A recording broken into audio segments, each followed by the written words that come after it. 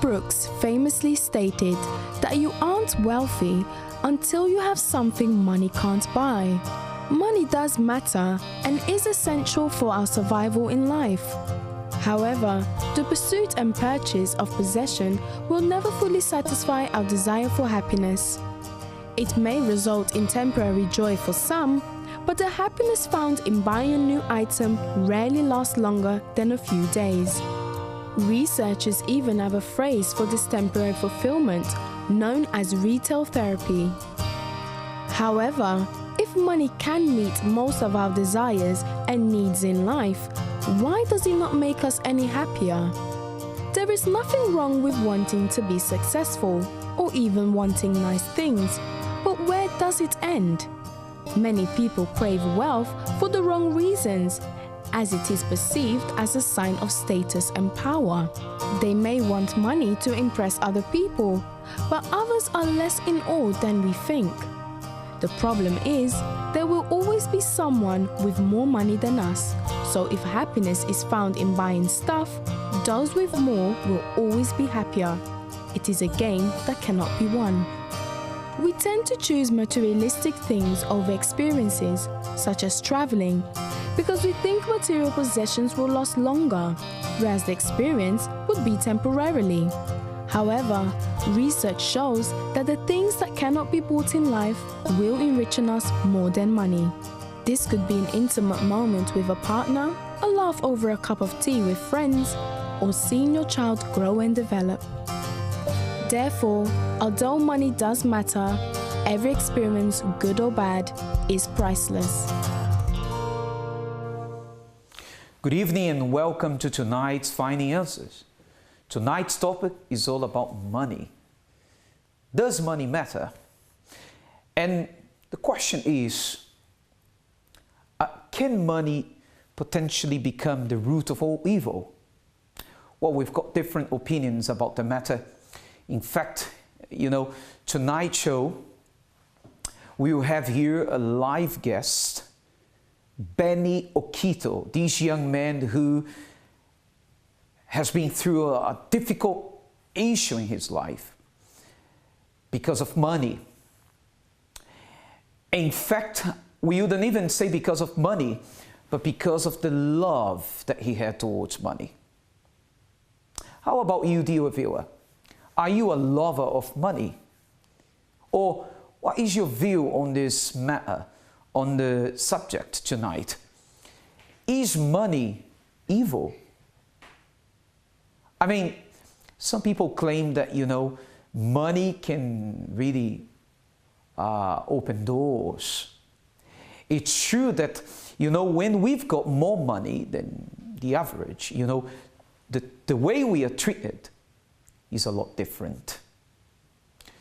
You know that a person who has money, he has, he's received, or he's been receiving a different treatment when he goes to a party, when he meets with friends. Someone even said once, you know what, when I lost my money, all my friends left, even my girlfriend. But what is your view on the matter tonight? I have here with me tonight Lisa on the studios. Good evening, Lisa. How are you? Good evening. I'm well, thank you. Lisa, what is your view about tonight's topic? It's an interesting topic because many people do believe that money is the root of all evil. And people have strange ideas about money. When we don't have it, we often believe that money will make us happier. However, when we do have money, we tend to want more. The odd thing is that we all know, at least intellectually, that money won't buy happiness. But unfortunately, we live in a culture so heavily influenced by materialism that we've started believing the lies. That the cars, the houses, the stuff, living the so-called dream will make us happy. But of course, that is not true. The opposite, however, is also not true. I mean, a life of poverty, a life of deprivation isn't exactly joyous either. You see, there's nothing wrong with money, just as there's nothing innately wrong with material possessions or working a 9-to-5 job. We all need some stuff and we all have bills to pay. It's just that when we put money and possessions first, we lose sight of our real priorities and we lose sight of life's purpose. You know, Lisa, one day someone said to me, look, Douglas, I got an inheritance from my family. You know, one of my parents passed and they left an inheritance. And because of this inheritance that we had to split between, you know, the siblings, you know, there was a big fuss in the family. You know, the siblings start fighting against one another to see, you know, who was going to take the biggest slice of the cake. And it became a problem, which means something that was, you know, that was good. I mean, you know, that inheritance was meant to bring union, you know, to bring more financial stability. It fairly, you know, split between the siblings, but it brought the opposite. It brought hatred, grudges, and perhaps, you know, we might have viewers who are watching us now, and, you know, money has been an issue to you. Because of money, you might have lost friends, you might have lost a relationship. There are couples that they got divorced because of money, Lisa. You know, when they got married, they loved each other.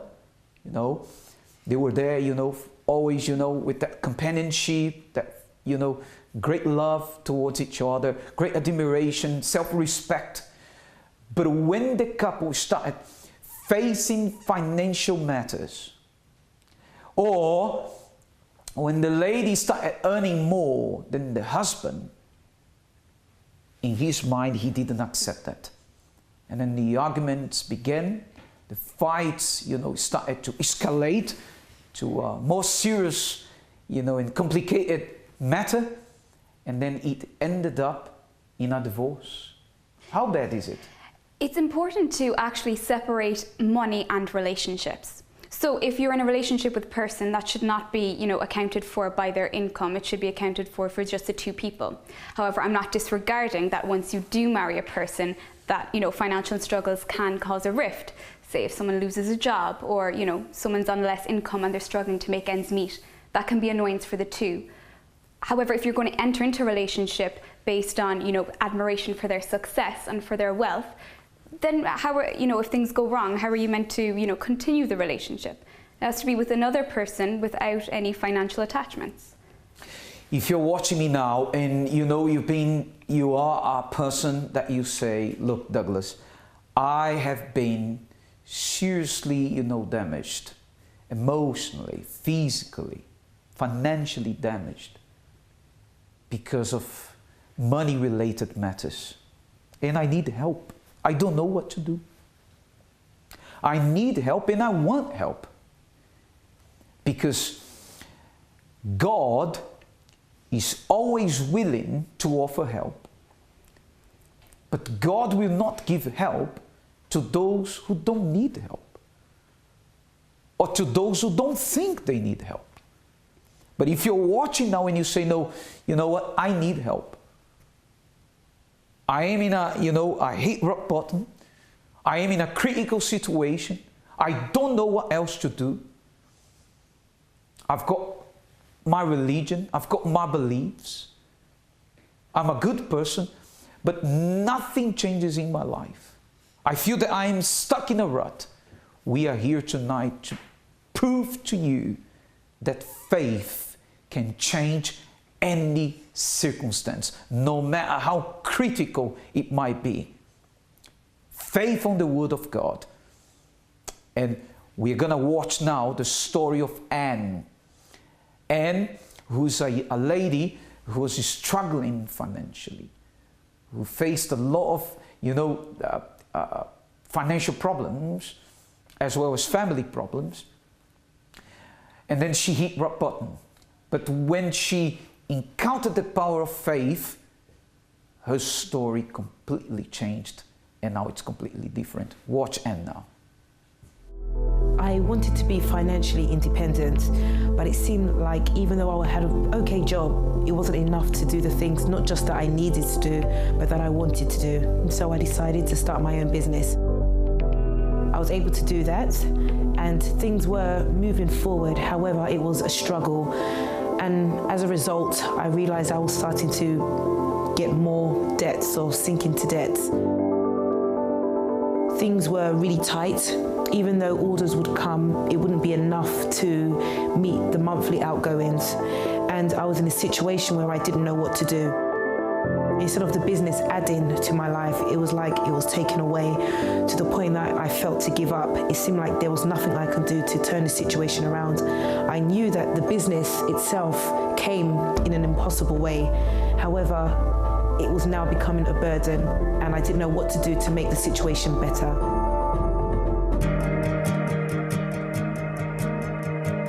Coming to the church, the campaign of Israel was announced, and I saw this as a great opportunity. I decided to grab it for myself and use it to change my life completely.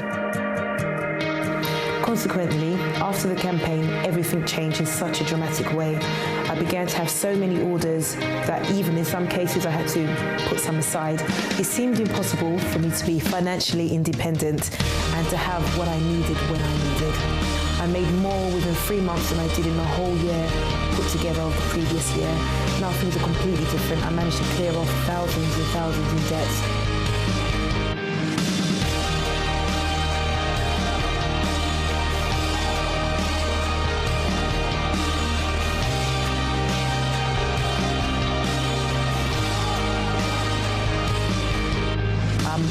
I don't owe any of those that are involved with my business anything at all. Things have completely changed, and now for my business the future is very bright.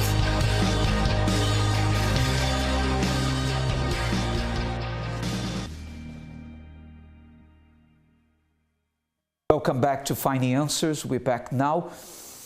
We will now go to a break, and we are going to be back shortly.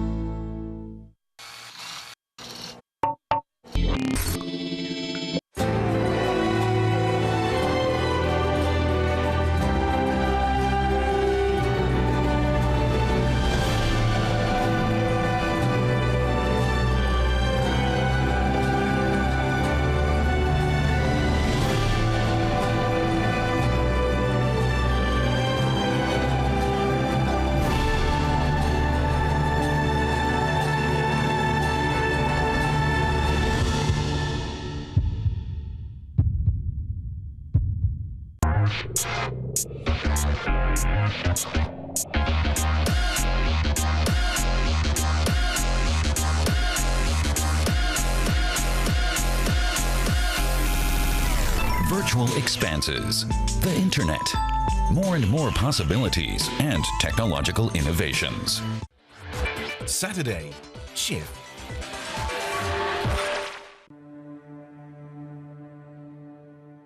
The behaviour that I had, it led me to being imprisoned on 2 occasions. When I first went to prison, I didn't think it was anything. It was like, okay, everyone goes to prison. But, you know, I still had an attitude in there.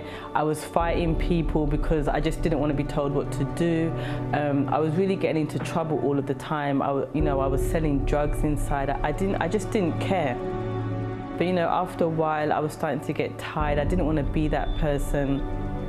So I knew that I had to change. So after I went through the course and started to look inside of myself and I started to see the changes, I carried on going. It was hard at first, but I continued going more and more, and seeing the changes in myself made me to see that I could be a better person. So I just continued, and today I'm not depressed, I'm not angry, I don't have a bad attitude, I don't want to fight people all the time, and I just love being me.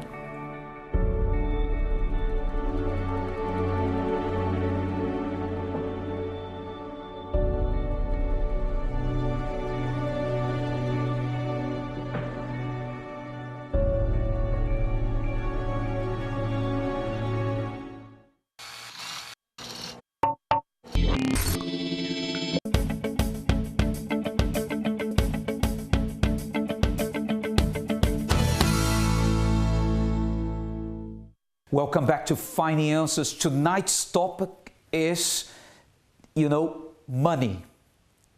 Can money potentially become the root of all evil? Some people claim that money is the evil of today's society. After all, we live in a society that it's all based on money. People need money, you know, to eat, to pay the rent, you know, to buy their accessories, even, you know, for their personal hygiene. As a matter of fact, you know, we can't really do anything without money. And don't get me wrong, dear viewer, there is nothing wrong in having or spending money. But the thing is, what about the love for money? You know, eating food is necessary to our body, but the love of food is not good. Because when we love food, we eat more than we should, and then we start developing serious health matters, and our body, of course, cannot take it.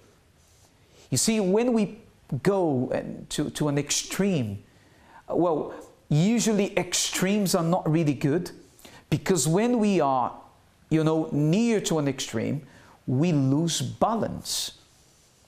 Listen, you know, some people claim that, you know, money is, without a doubt, the root, an evil root of today's society. Mm-hmm.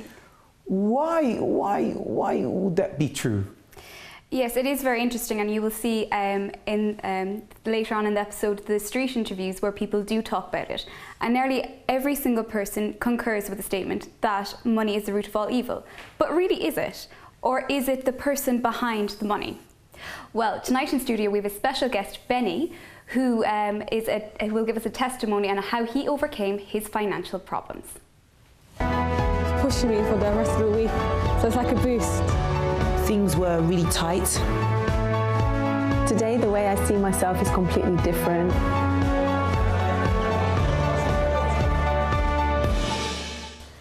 Well, tonight we have here Benny with us on the studio. Thanks for coming, Benny. Not at all a problem. How are you? I'm all right today. That's great, that's great. But it hasn't always been like that. Not at all. Yes? But tell us, Benny, what is your experience with money?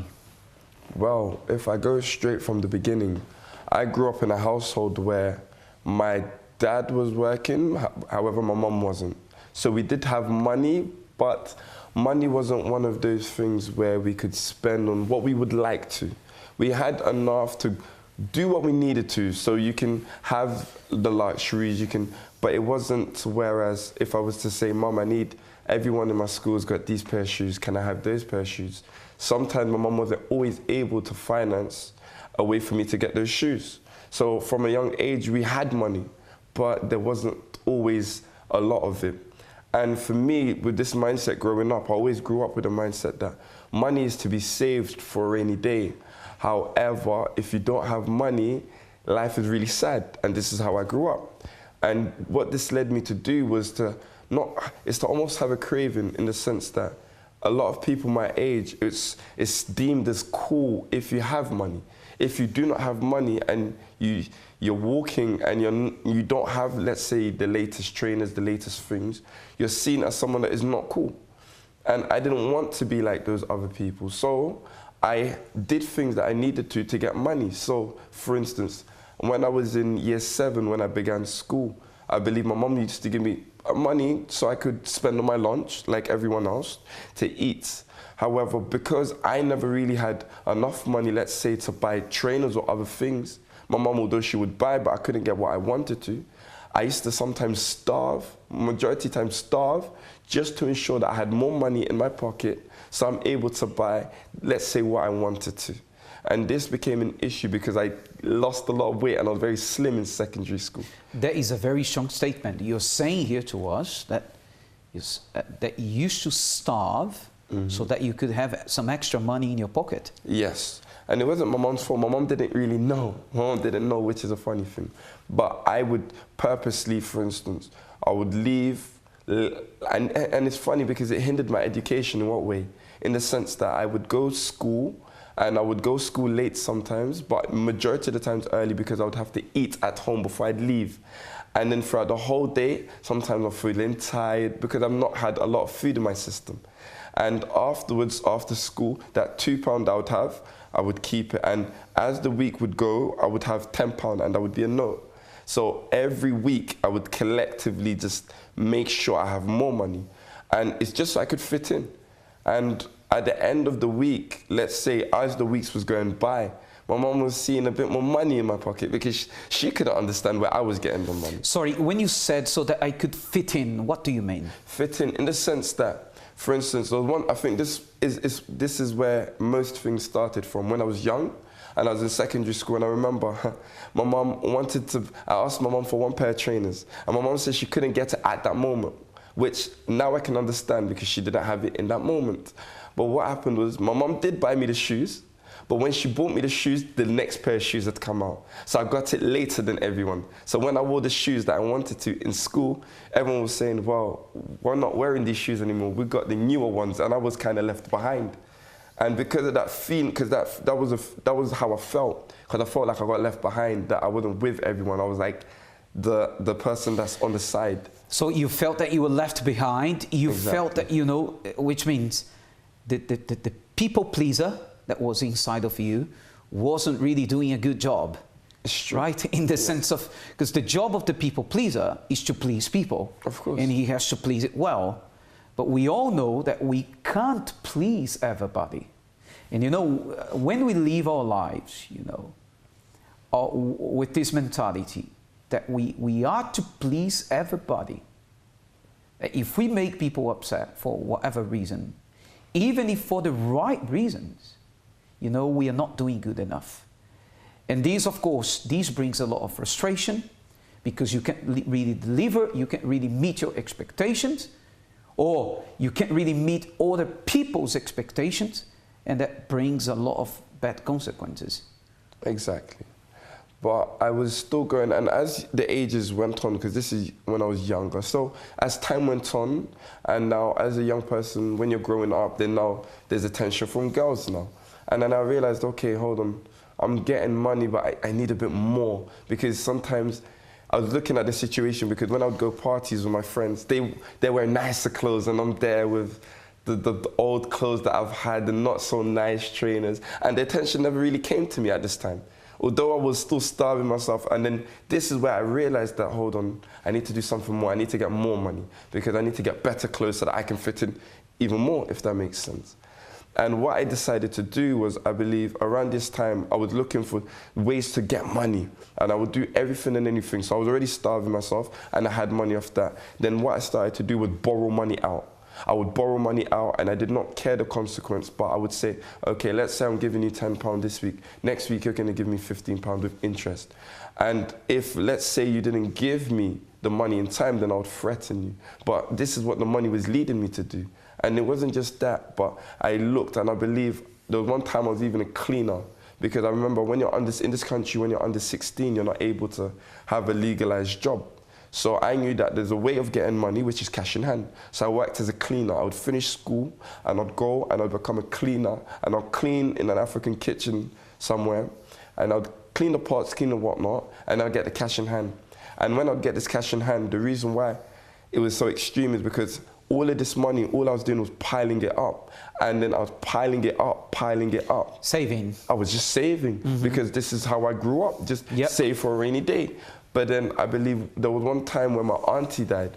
And when my auntie died, I realized that, hold on, this thought that the money that I'm having, if I die today, the money that I have, I will never enjoy it. So I'll never spend it. And I said to myself, hold on, maybe I'm going about this wrong.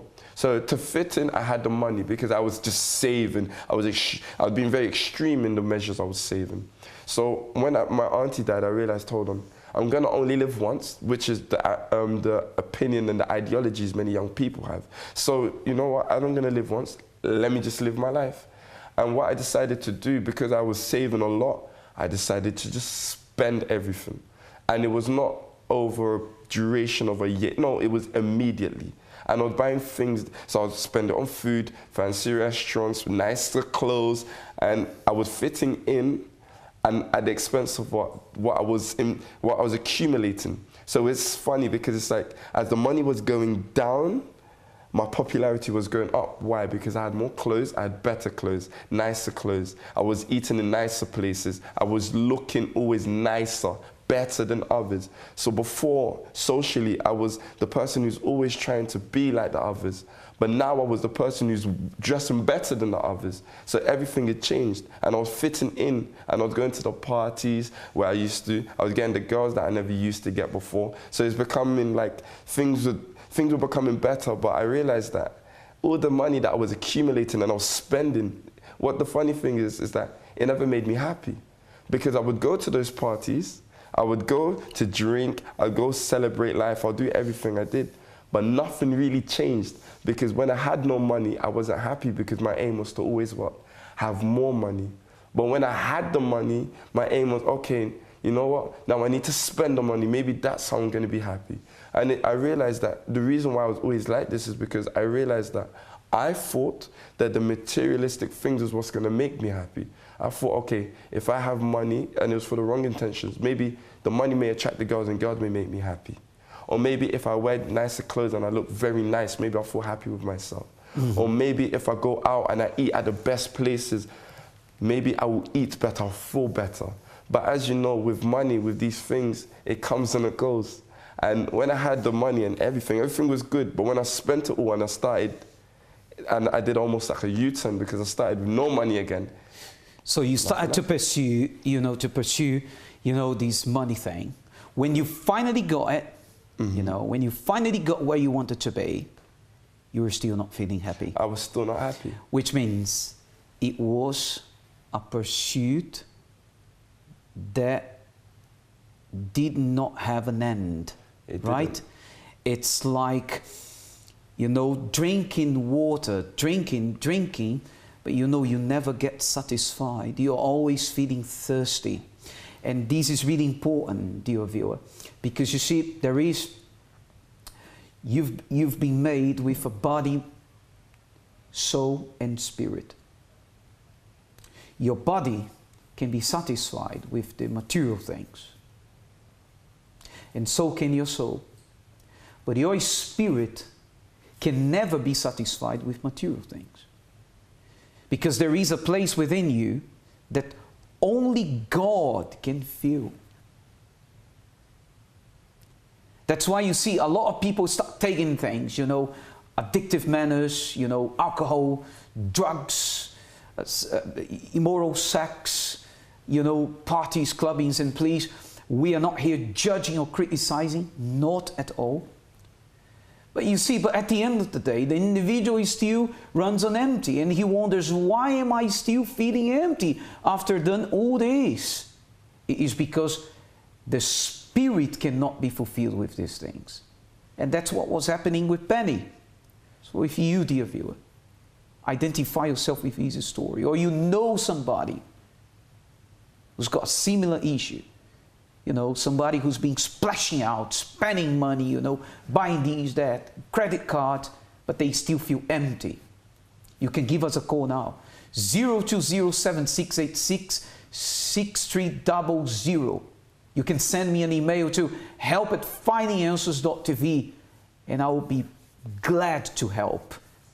We've got a team of advisors that are ready, to take your name for a prayer. We are going to go to a break. And when we come back, we're going to hear the second part of the story of Benny.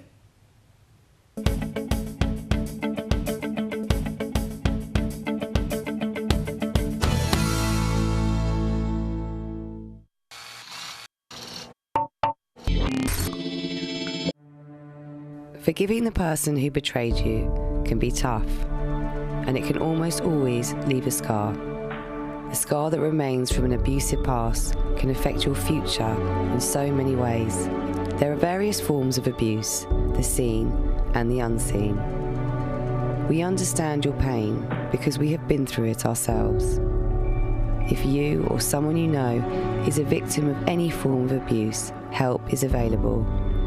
Rahab, removing all hurt and abuse. We won't pretend it never happened, but our aim is to help you heal the wounds of the past so that you can build a happy future. We'll listen, we'll advise, we'll be your shoulder to cry on. It's free, confidential, and we're just a phone call away. For more information, call 0207 686 6000 or visit our website uckg.org/Rahab.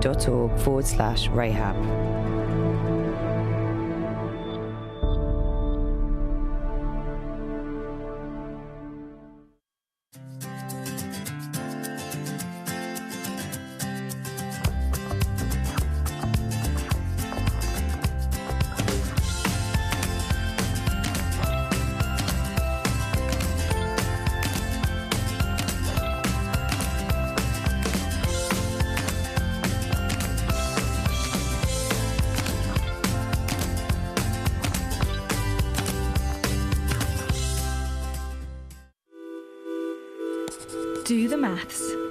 Changing your life is not as simple as changing your hairstyle, your shirt, or rearranging the furniture in your living room. You're talking about years of deep-rooted habits, behaviours and problems that are not going to change overnight. Many may say, think positively, but the trouble with that is that you can't do or change anything with just thoughts. But add action into the equation and the outcome can be different. Let's do the maths. Positive thinking plus action equals a change. Whatever it is, if the change is significant, if it's worthwhile, then it will have to take time, effort, and homework from you.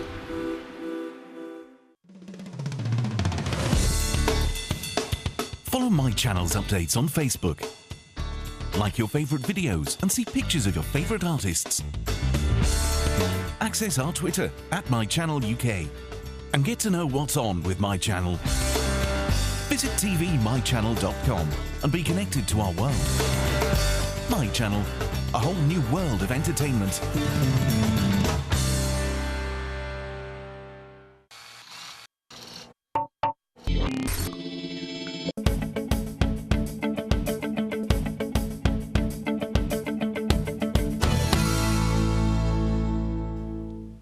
Welcome back to Finding Answers. Tonight's topic is about money. Can money possibly become the root of all evil? Is money today's society? Is money the evil of today's society? Well, we've got here our guest, Benny, who's been sharing his story with us. But you know, before we summarize his story and talk to him about how his life has completely changed, we, you know, are going out to the streets of London. Christy has been to the streets of London and she interviewed quite a few people who got different opinions about the matter. Let's see. Definitely depression is probably number one. They're arguing and they're talking negatively about each other. What is more valuable than another? And so you can have as many friends and family as you want. It just depends. Is a common regret, like, oh, like I should have like asked that person out, or like.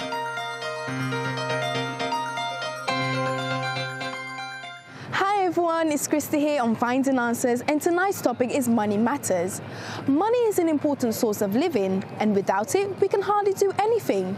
However, when does money become the source of all evil? Well, let's see what the public have to say. Do you believe that money could potentially become the root of all evil? Not really, no, because it's what people do with money that's important, isn't it? They say that it's the love of money that is the root of all evil, so yeah. Sometimes, yes, I believe that. And why do you believe that? Sometimes, you know, because even myself, sometimes I think, oh my God, if I win the lottery, I don't want my heart to go, you know, to change. And yes, this is what I doubted sometimes, because, you know, sometimes you see in it and people change completely. So I don't know. Yeah, I think it changes people. I think it just kind of makes people more greedy and stuff. Like, definitely, yeah. Because the more we have, the more we want. It already is. Why do you say that? Because it's it makes people do evil things. I think humans chase money too much and forget about compassion and justice and equality. Capitalism is the root of all evil. It already is. And why'd you say that? Well, just look around you. Look around you in London. Yeah, the things that matter are being forgotten in the pursuit of money. Well, I think could become, you said. No, it is already the root of all evil. We just spend so much time talking about money. Everything revolves around money, and we tend to forget important things. Just like my husband was saying here, we forget to talk about other people, how they live. We forget about family. We forget about ourselves because money just takes over. See, most of us are just interested in having enough money to satisfy your needs. It's just that some people take that way beyond what it ought to be, and they want more and more and more, and it's crazy. Of course, you live to your lifestyle, don't you? If you've got a lot of money, you have a lifestyle that supports all that, and you need more, you never have enough, and, why? You just need enough to be happy, to have enough to eat, to live. That's what we think. Very interesting opinions from the public, different views on the matter of money. Someone said that capitalism is the root of all evil. Some people said that money is indeed, it won't become, it is already, the root of all evil. Well, we have here with us Benny, who's telling us his story. So, okay, just, doing a quick recap about your story. You started starving to have money because you wanted to fit in. You were that kind of people pleaser. You wanted to please people. You wanted to be accepted, okay? Then one of your relatives passed. When she passed, you thought, well, I better start spending my money because if I pass, I won't have, of course, the means to spend it. Then you started working harder and you finally got where you wanted to be. Meaning you started, wearing new clothes, good pair of trainers, your status began to increase, popularity, respect, And then you realize that after all this, you still felt empty. Was that right? Exactly this. And to change all of it, I believe, one thing that I had to realize was that, because with this popularity, you get, friends give you utter respect, and I think this is something that men and young men yearn for. But for me to change this, I had to think and I had to realize, why is it that I'm so attached to this money? Why is it that I have to save? Why is it I always have to spend? What's going on? And then I had to realize that my problem was that I was trying to strive to have a lot of money. Why? Because I was trying to fill a void that I didn't have inside of me. For instance, I tried to have money because I know money can get attention. I know that money can get many things, which it can. But the problem was I was trying to fill myself with these things. And this is why I wasn't happy. Because I tried to get that money to fill a void that couldn't be filled. And what I realized was that this could only be filled with faith. And I think this is where we go wrong. Because the problem isn't to save money. You can save a lot of money. The problem isn't spending money. There's nothing wrong with it. But the problem is when you try to spend or you try to do other things to compensate for a void that is inside, which can only be filled with God. And I think this is a problem that I and a lot of people may tend to struggle with. And how I changed was because I saw role models in a youth group and other Christian-based places where they taught me that, no, for you to really be happy, and the problem isn't money, because money is an object. The problem is your love for it. And this was true, because when I heard this, it made me think. And what it made me think was that what I was striving to do for this money showed that the desire I had was not making me happy. And that was the problem, my love for it, my desire for it. And when I came to these places and I was attended a lot of meetings, I realized that for me to be happy, I need God. And that's something that I wasn't working to have, God. And when God came upon me, that's when I truly became happy. Not when I went to the extreme of saving money, not when I went to the other extreme of spending, or even became balanced. Because even when I was balanced and I wasn't saving and I wasn't necessarily spending a lot, that necessarily didn't make me happy. But when I had God inside of me, then everything really changed in my life. Especially knowing that I was more balanced with my money. Things was really moving forward in my life. Mm-hmm. Yeah, that means, so faith changed everything. Exactly that. And faith is not religion. Faith has nothing to do with religion. The intelligent faith, I mean. Faith is the power of God that is available to all those who believe. If you believe, you can have this power. And it will cost you nothing. And with this power, one's life can be absolutely transformed. What we are showing here tonight is not a fairy tale. It's a fact. You know, dear viewer, if I speak up my mind here, if I share my opinion with you, you don't have to agree with it. But I'm not sharing my personal point of view. We are showing here facts, lives that have been transformed. People who went downhill, people who hit rock bottom, who suffered from all walks of problems, financial problems, emotional problems, spiritual problems, you name it.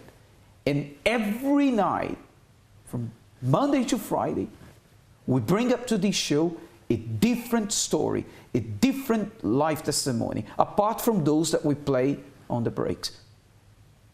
This is the power of God. This is what faith can do. And if you're watching now and you say, look, Douglas, I need help. I acknowledge that, you know, I can't really move on. I'm a person that I am qualified. I'm an expert. I'm really good at what I do.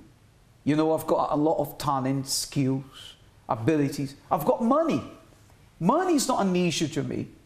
But you know what? I feel lost. I've got friends around me. I drive a good car. I've got a decent job. I earn good money. But in spite of all these, I still feel awkward inside.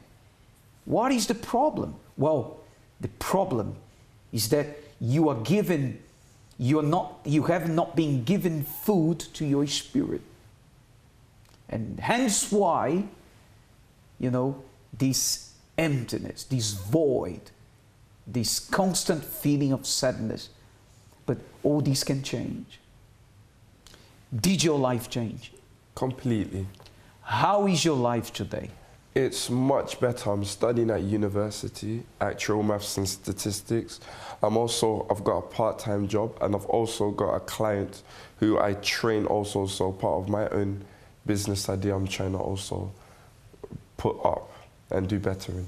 So now I'm doing much better, and I have money. Not now I have no money or have a lot, but I have money, but I'm happier. Okay. And that's what's better. That's the difference. You've got money in your pocket, but obviously now your soul spirit is filled. Yes. Congratulations, Benny. And I believe that this is just the tip of the iceberg, because a lot more things will be accomplished. Okay? Yeah. Just keep the faith. Well, we are going to go for a break now. And after the break, I'll be back with Lisa.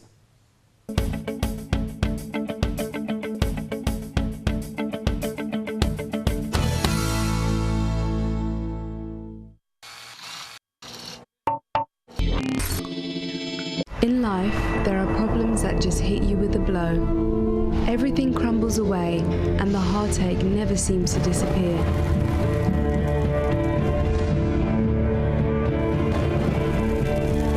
Everything keeps going wrong. You are in despair.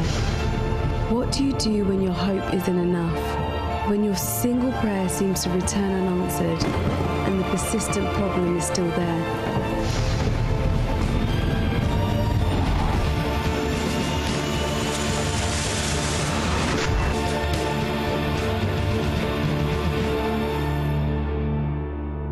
Partner with God and make a chain of prayer.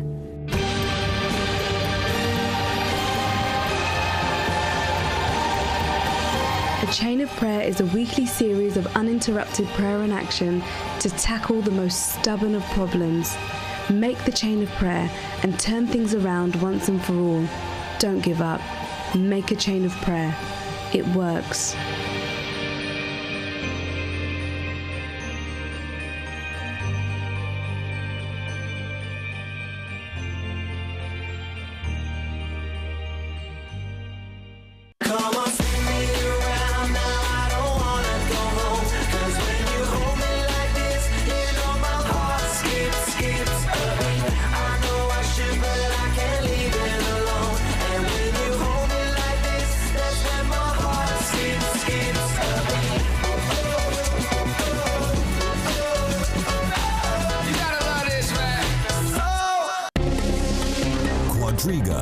The international talk show.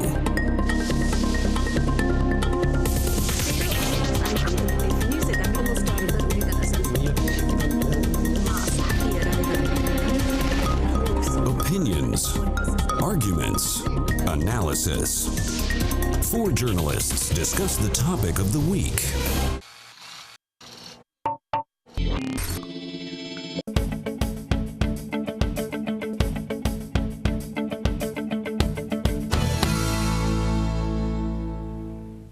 Hello and welcome back to Finding Answers, where we're continuing our discussion on money matters. However, if you do want to get in touch with us, we are also available on social media. So it's on Facebook, Twitter and Instagram if you just search for Finding Answers. We also upload daily videos to YouTube.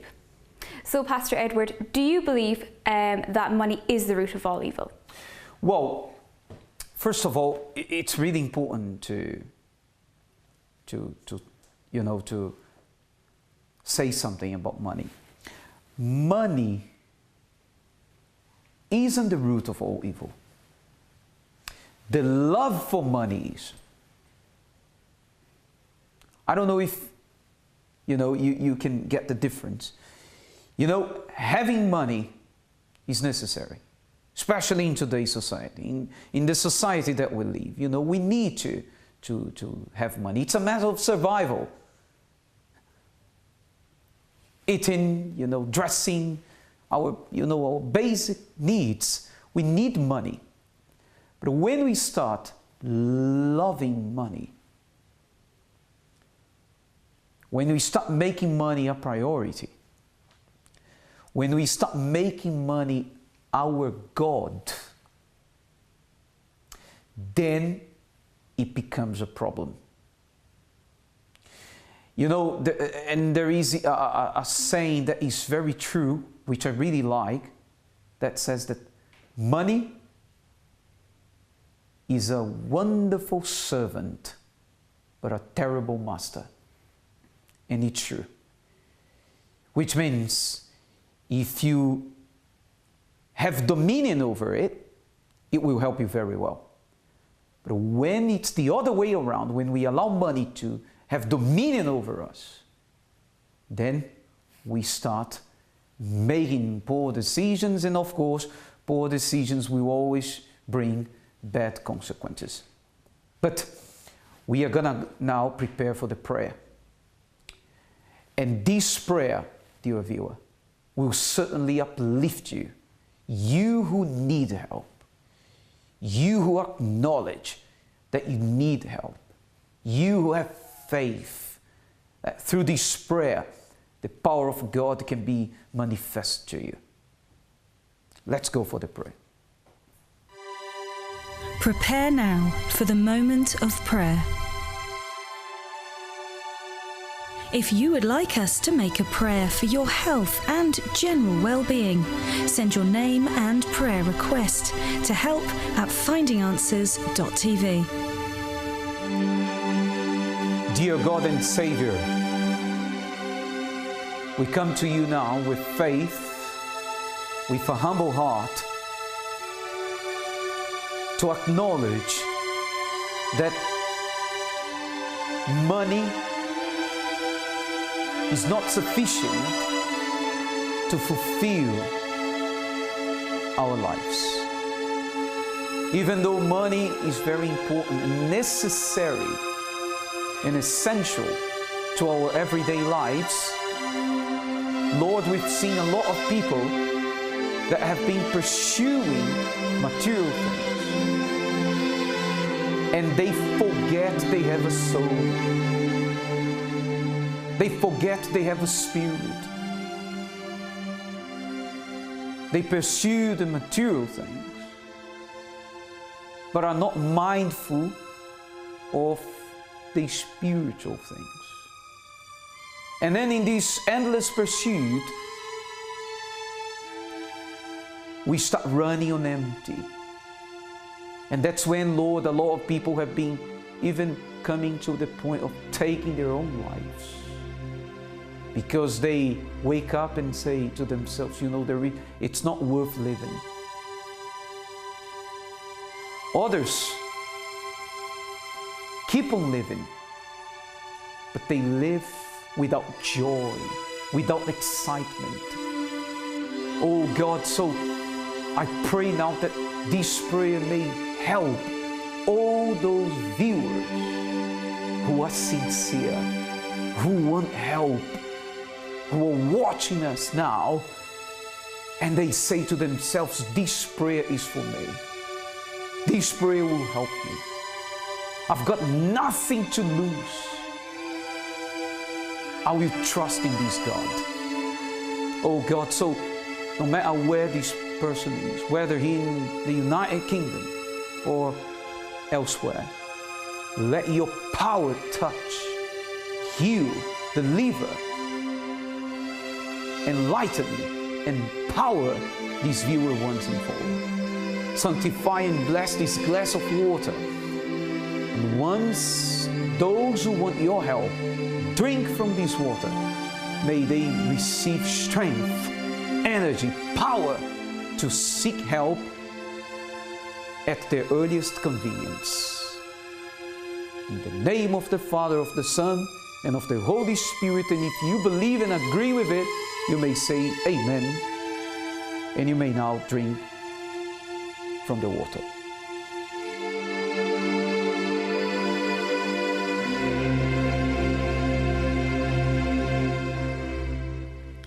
One of the secrets of faith is to look forward. Faith refuses to look back. You stop looking back, dear viewer. You see, even the anatomy of our body explains that very easily. Our eyes are not here at the back. We've got two eyes, you know, and they are right in front of our faces, which means our eyes were put here so that we can constantly look forward. And you see that when you turn to look back, you stop looking forward. Which means, if I keep looking at my past, you know, if I keep, you know, lamenting about my past choices, this is not going to help you. It may make you feel better, but it will not solve the problem. Faith makes us look ahead. Do this and you will feel much better. Until the next Finding Answers, have a good night.